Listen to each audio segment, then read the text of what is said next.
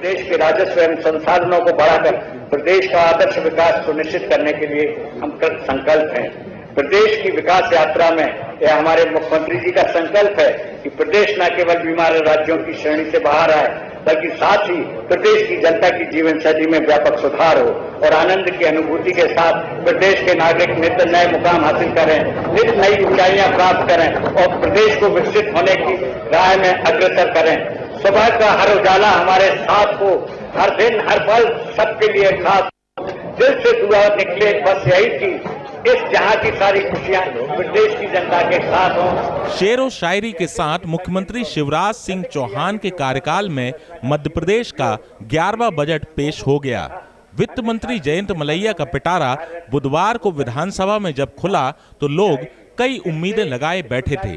प्रदेश के विकास को नई दिशा देने की इबारतें लिखे इस बजट में अगले साल पेश होने वाले बजट की कुछ झलक भी देखने को मिली। वजह साफ है, अगले साल के आखिर में विधानसभा चुनाव है और सरकारी खजाने के पूरे पट अगले साल के बजट में ही खुलेंगे।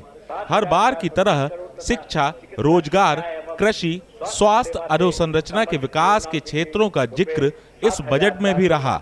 कई क्षेत्रों में जहां भारी भरकम छप्पर फाड़ कर बजट प्रस्ताव किया गया, तो वहीं कुछ विभागों के लिए बजट देने में रस्म अदायगी की गई। शिक्षा के क्षेत्र में पहली से 11वीं क्लास तक पाठ्यक्रम में NCERT की किताबें लागू होंगी। स्कूल शिक्षा का स्तर सुधारने, शिक्षकों की कमी को पूरा करने नए शिक्षकों की नियुक्ति होगी। शासन सतत प्रयासरत है। शालाओं में अध्यापकों के लिए 36,000 रिक्त पदों की पूर्ति हेतु भर्ती की कार्रवाई प्रारंभ की गई है। प्राथमिक शिक्षा अभियान के लिए रुपए 3,400 करोड़ तथा राष्ट्रीय माध्यमिक शिक्षा अभियान के लिए रुपए 646 करोड़ का बजट प्रावधान है। चिकित्सकों एवं स्नातकोत्तर चिकित्सा शिक्षा प्राप्त विशेषज्ञों की आपूर्ति न होना है। इस आपूर्ति में गुणात्मक वृद्धि के लिए 7 नवीन शासकीय महाविद्यालय, चिकित्सा महाविद्यालयों की स्थापना की जा रही है। इनके भवन निर्माण हेतु रुपए 590 करोड़ का बजट प्रावधान है। इसके अतिरिक्त पूर्व में संचालित चिकित्सा महाविद्यालयों में सीटें बढ़ाई जा रही हैं। प्रदेश के विद्यार्थियों को राष्ट्रीय स्तर पर प्रतियोगी परीक्षाओं में असुविधा न हो, इसके लिए आगामी सत्र से कक्षा 1 से 7 के लिए गणित, पर्यावरण अध्ययन और विज्ञान विषयों तथा कक्षा 9 व 11 के लिए विज्ञान, गणित तथा वाणिज्यिक विषयों की NCERT पाठ्य पुस्तकें लागू करने का निर्णय लिया गया है। इसके लिए 92 करोड़ रुपए का बजट प्रावधान है। स्वास्थ्य के क्षेत्र में डॉक्टरों की कमी अक्सर व्यवस्थाओं को मुंह चिढ़ाती आई है। चिकित्सा शिक्षा के लिए कॉलेजों की कमी भी आड़े आती रही है। यही वजह है कि मलैया के बजट पिटारे से 7 नए मेडिकल कॉलेज खोलने की घोषणा भी निकली। औद्योगिक क्षेत्र में युवाओं को प्रशिक्षित करने वाले ITI संस्थानों में से 10 ITI को उत्कृष्ट बनाया जाएगा। इसके अलावा सरकार ने CM मेधावी छात्र योजना की भी शुरुआत की है, जिसमें 85% से ज्यादा अंक लाने वाले छात्रों की उच्च शिक्षा का खर्च सरकार वहन करेगी। तो इससे कम अंक लाने वाले छात्रों को फीस के लिए ब्याज मुक्त ऋण दिए जाने की घोषणा भी मलैया ने की है। उत्कृष्ट संस्थाओं के रूप में 10 ITI विकसित किए जाएंगे। परियोजनाओं के लिए रुपए 100 करोड़ का बजट में प्रावधान है। युवा शक्ति को कौशल संवर्धन के जरिए यदि सशक्त बनाया गया तो प्रदेश की विकास दर को नई ऊंचाइयों पर ले जाना आसान होगा। इसके लिए कौशल विकास मिशन, मुख्यमंत्री कौशल संवर्धन योजना और कौशल्या योजना के जरिए प्रति वर्ष 7.5 लाख युवाओं को कौशल संवर्धन करने और उन्हें रोजगार तथा स्वरोजगार के स्थापित करने की महत्वाकांक्षी योजना पर राज्य सरकार कार्य कर रही है। प्रदेश के मेधावी विद्यार्थियों को सम्मान स्वरूप उच्च शिक्षा के लिए वित्तीय सहायता दिए जाने हेतु मुख्यमंत्री मेधावी विद्यार्थी योजना आगामी वित्तीय वर्ष से प्रारंभ की जाएगी और इसके लिए रुपए 1000 करोड़ की राशि का पृथक कोष स्थापित किया जाएगा। इस पेश होती 500 करोड़ रुपए का प्रावधान रखा गया है। मध्य प्रदेश माध्यमिक शिक्षा मंडल द्वारा आयोजित 12वीं की परीक्षा में 85% अंक लाने वाले इस छात्र इस योजना के पात्र होंगे। राष्ट्रीय स्तर की प्रतिष्ठित संस्थाओं तथा राज्य सरकार से वित्त पोषित संस्थाओं में प्रवेश लेने पर शिक्षण शुल्क की पूरी राशि अनुदान के रूप में प्रदान की जाएगी। गरीबों के लिए बनाई कल्याणकारी योजनाओं में जहां बजट में नए प्रावधान रखे गए, वहीं बेहद गरीब तबके के लिए दीनदयाल रसोई योजना का ऐलान भी किया गया। चिन्हित शहरों से शुरू होने वाली इस योजना के तहत बहुत कम कीमत में गरीबों को भोजन मुहैया होगा। अभी तक निराश्रितों के लिए 150 रुपए पेंशन का प्रावधान था, जिसे बढ़ाकर सरकार ने दोगुना कर दिया है, यानी 300 रुपए पेंशन दी जाएगी। शासकीय पेंशनधारी विधवाओं को छोड़कर बड़ी सौगात यह रही कि प्रदेश की सभी विधवाओं को पेंशन देने का ऐलान भी कर दिया गया।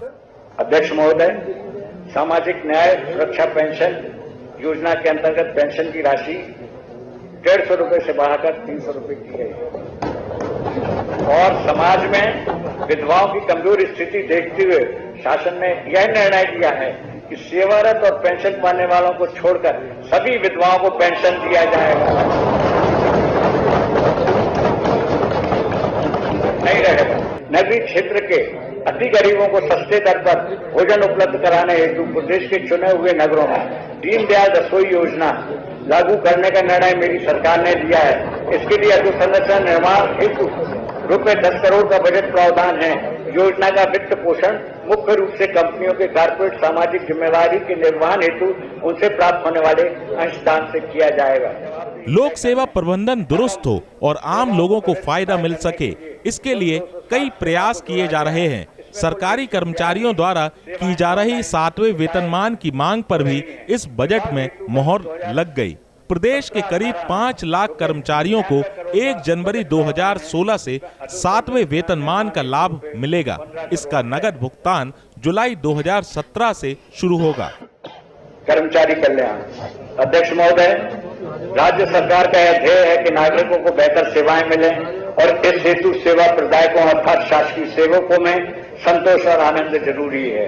अतः 7वां वेतनमान का लाभ प्रदेश के शासकीय सेवकों को 1 जनवरी 2016 से दिया जाकर नगद भुगतान जुलाई 2017 के वेतन से किया जाएगा। सरकार प्रदेश में पंजीयन प्रक्रिया को पहले ही हाईटेक कर चुकी है। अक्सर गड़बड़ी और लगने वाले भ्रष्टाचार के आरोपों से मुक्ति पाने सरकार ई-स्टाम्प पंजीयन सेवा में कैशलेस व्यवस्था करने जा रही है, जिसका बजट में ऐलान कर दिया गया। तथा अनावश्यक धोखाधड़ी की प्रवृत्ति पर पूर्णतः अंकुश लग जाएगा। ई स्टाम्पिंग और ई पंजीयन को पूर्णतः कैशलेस किया जाएगा। उप पंजीयक कार्यालय में आमजन की सुविधा के लिए कतार प्रबंधन व्यवस्था लागू किया जाएगा, जिससे पंजीयन कराने में कम समय लगेगा तथा पारदर्शी व्यवस्था स्थापित होगी। अगले साल विधानसभा चुनाव है, इस लिहाज से बजट में जनता को खुश करने की कवायद भी की गई। खासकर बुजुर्गों के लिए बनाई गई तीर्थ दर्शन योजना ने लोगों का दिल जीता है। इस योजना में इस बार जहां बजट बढ़ाया गया है, वहीं प्रदेश के चुनिंदा धार्मिक स्थलों में भ्रमण कराने का लक्ष्य भी रखा गया है।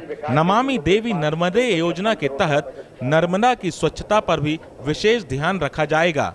नर्मदा किनारे पर्यावरण प्रदूषित न रहे, इसके लिए सीवरेज प्लांट और वृक्षारोपण की भी व्यवस्था की जाएगी। 66 शराब दुकानें 1 अप्रैल से बंद कर दी जाएंगी।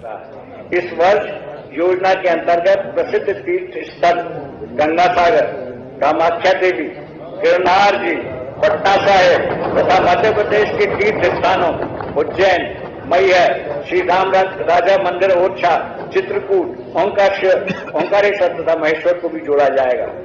कैलाश मानसरोवर यात्रा हेतु अनुदान राशि अधिकतम ₹30,000 से बढ़ाकर 50,000 की गई है। देश का वर्तमान सांस्कृतिक स्वरूप आदि गुरु शंकराचार्य जी की देन है। उनके सम्मान में ओंकारेश्वर में वेदांत पीठ की स्थापना करने का निर्णय किया गया है। इस हेतु ₹10 करोड़ का प्रावधान किया गया है। नमामि देवी नर्मदे। नर्मदा नदी प्रदेश की जीवन रेखा है। नर्मदा नदी के संरक्षण हेतु माननीय मुख्यमंत्री जी द्वारा एक जन अभियान प्रारंभ किया गया है। नदी के तट पर पूजन हवन सामग्री विसर्जन के लिए पृथक कुंड बनाए जा रहे हैं। नर्मदा नदी के संरक्षण हेतु इससे लगी हुई भूमि पर वृक्षारोपण किया जाएगा। वन भूमि पर वृक्षारोपण हेतु 15 करोड़, कृषि वानिकी के लिए 37 करोड़ तथा फलदार वृक्षारोपण हेतु 50 करोड़ रुपए का बजट प्रावधान है। नदी में प्रदूषित जल को मिलने से रोकने के लिए नदी तट पर स्थित कस्बों में मल जल शोधन संयंत्र स्थापित करने हेतु पृथक प्रावधान है। अध्यक्ष महोदय, मैं यह निवेदन करना चाहता हूं कि नर्मदा सेवा यात्रा के लिए शासन की ये प्राथमिकता है और हम जितना भी बजट की आवश्यकता होगी पैसे की, उतना हम राशि उपलब्ध कराएंगे। स्वच्छ पेयजल तथा परिवेश प्रदेश के अनेक हिस्सों में घटते भूमिगत जल स्तर को देखते हुए राज्य शासन ने यह निर्णय लिया है कि हैंडपंपों पर निर्भरता को कम किया जाए। स्मार्ट सिटी के पहले फेज में शामिल शहरों के विकास के लिए भी प्रदेश सरकार ने 770 करोड़ रुपए का बजट स्वीकृत किया है। वहीं मेट्रो ट्रेन के लिए भोपाल और इंदौर में प्रोजेक्ट को हरी झंडी दी गई है। बड़ी राहत जबलपुर, ग्वालियर और खजुराहो के एयरपोर्ट को मिली है, जहां हवाई ईंधन पर लगने वाले वैट को 4% से घटाकर 1% कर दिया गया है, जिससे प्रदेश के अन्य स्थानों पर हवाई सेवा को बढ़ावा मिल सके। ग्वालियर, जबलपुर एवं खजुराहो हवाई अड्डों पर विक्रय होने वाले ATF पर वैट की दर 4% रखा जाना प्रस्तावित है। इंदौर तथा भोपाल हवाई अड्डों में विक्रय होने वाले ATF पर विक्रय की दर 4% से बढ़ाकर 25% किया जाना प्रस्तावित है। ATF पर वैट की दरों में संशोधन से लगभग 70 करोड़ का अतिरिक्त राजस्व संभावित है। जिस तरह केंद्र सरकार का आम बजट इस बार आंकड़ों भरा और आम आदमी की समझ से दूर था, कुछ उसी तरह मध्य प्रदेश सरकार का बजट अर्थशास्त्री करार दे रहे हैं। किसी तरह के टैक्सों में बढ़ोतरी न कर जनता को लुभाने की कोशिश भी की गई, तो वहीं आम जनता को फौरन आकर्षित करने वाली किसी भी योजना का ऐलान नहीं हुआ। बजट को राजनीतिक चश्मे से देखने वाले मान रहे हैं कि अगले साल विधानसभा चुनाव है, तो सौगातों की बारिश 2018 के बजट में ही छप्पर फाड़ कर हो सकती है।